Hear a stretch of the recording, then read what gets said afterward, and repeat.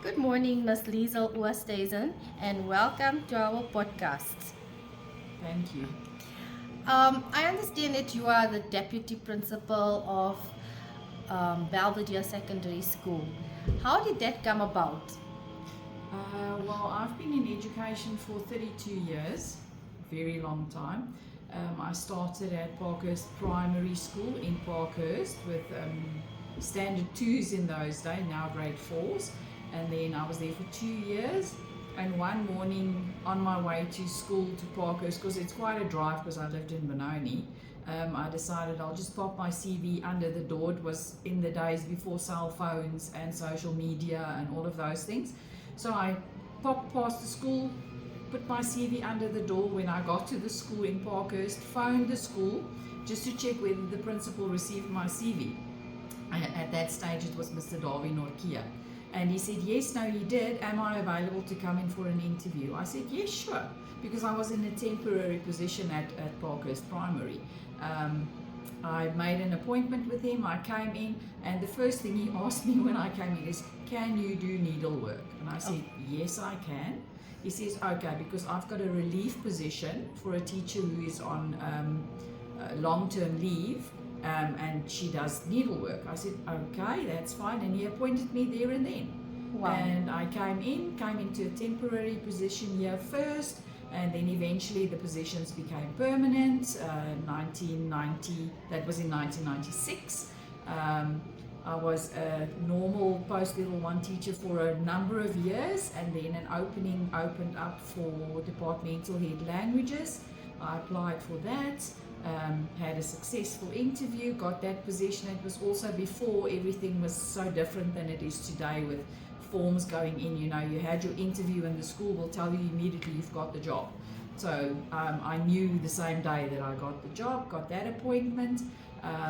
Then one of our deputy principals at that stage got promoted to a principal's position in a different province. I applied for that position, wasn't successful in that one, but I mean, that's the way you grow. And then the current principal at that stage retired, so they had a round of interviews for principal, appointed one of the two deputies as principal, so another position opened up. I applied for that one, and I got the position. So I've been a deputy now for probably 10 years.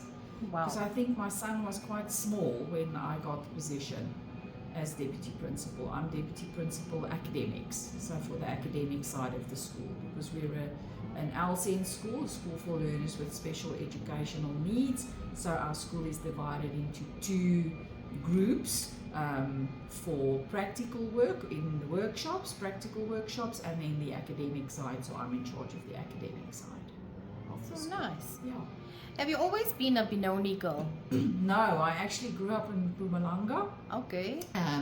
First in the Free State. I was born in Nailstrom. I don't even know what the new name is, Modimoli or one of those. I can't remember. I remember Nailstrom. Yeah, so I was born in Nailstrom, lived there until I was about 2 years old. My dad got a job offer in Sasolburg. We moved to Sasolburg, and when I was in grade 4, my dad got transferred to Secunda in Mpumalanga because he worked at Sasol, and we moved to Secunda. So I grew up in Secunda, finished my matric year there, then went off and studied at Goudstad Onderwys College in those days, but I did a B.Prim Ed, so I did it with Goudstad and Rau at that stage. And then met my husband in my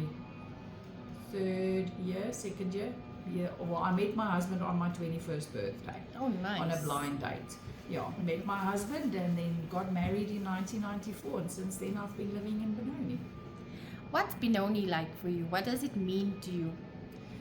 I don't have all the memories that people who grow up here have, but a lot of the things that were here when, for example, my husband was smaller, like Coronation, is still here, so I have that. And Benoni it's a city, but it's a town. Yes.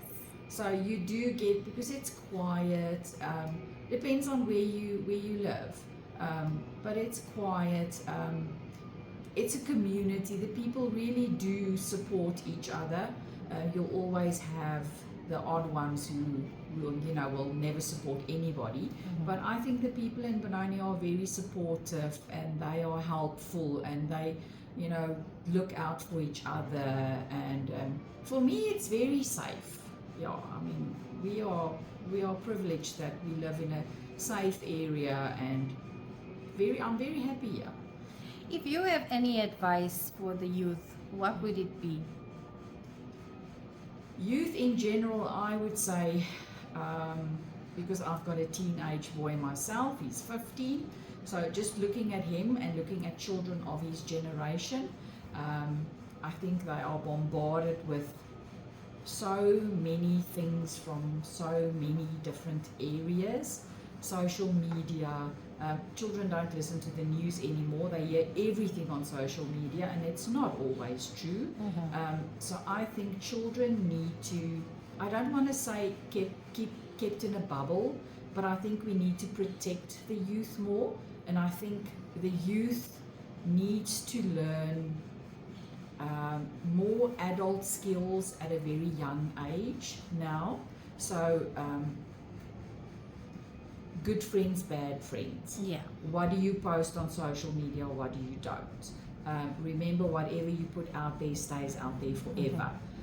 You can never remove it. Even though someone say they can scrub it for you, it will always be there. So I think for the youth, for me, the most important thing is that we need to teach them those types of skills.